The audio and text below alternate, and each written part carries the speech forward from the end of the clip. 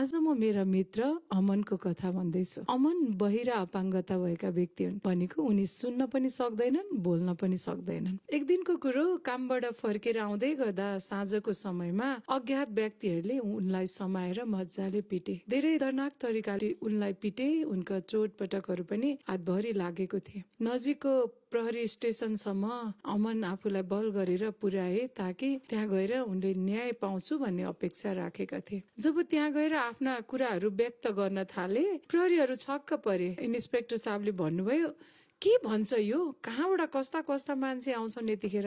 यसलाई कसले पिटेछ? के हो यो? के भन्दैछ?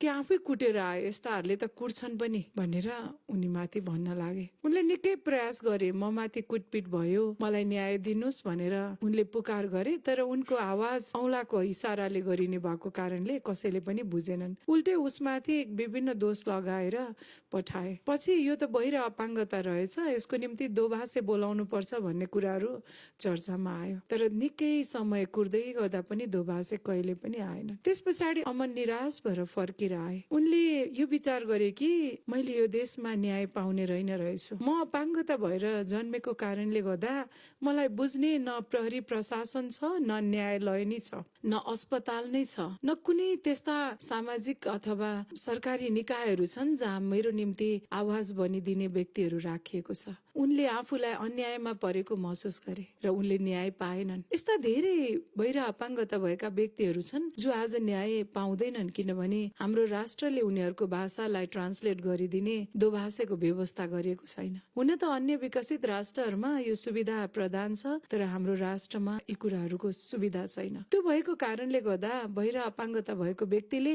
न अस्पतालमा गएर आफ्नो विराम नै व्यक्त गर्न सक्छन्, न प्रहरी प्रशासन न न्यायालयमा गएर आफ्नो न्यायको निम्ति आवाज उठाउन सक्छन्। कहिलेसम्म दर्शकबिन, कहिलेसम्म बहिरा अपाङ्गता भएका व्यक्तिहरू यसो अन्यायमा र उपचार विहीन भएर बस्ने? कहिले राष्ट्रले उनीहरूको निम्ति दोभाषेहरू उपलब्ध गराउने? कहिले उनीहरूको निम्ति यो देशमा आशा पलाउने? कहिले उनीहरूको निम्ति यस देशमा न्याय छ, तिमीहरू अन्यायमा पर्दैनौ, तिमीहरूले सहजै आफ्नो भाषालाई, आफ्नो संचार हामीसँग गर्न सक्छौ भनेर सुविधा प्रदान गर्ने? यो घटना व्यक्त गर्दै गर्दा राष्ट्रलाई नै हामी चुनौती दिन चाहन्छौँ के बहिरा अपाङ्गता भएका व्यक्तिहरूले आफू संचार नगर्ने? के बहिरा अपाङ्गता भएका व्यक्तिहरूले न्याय नपाउने? के बहिरा अपाङ्गता भएका व्यक्तिहरूले अस्पतालमा उपचार नपाउने? दर्शकबिन, यो घटनालाई मनन गर्नुहुन र राष्ट्रमाझ यो घटनालाई अपाङ्गता भएका व्यक्तिहरूलाई यो घटना सुनिसके पछाडि पैरवी गरिदिनु अनुरोध गर्दै म बिदा हुन्छु। हस्त नमस्कार।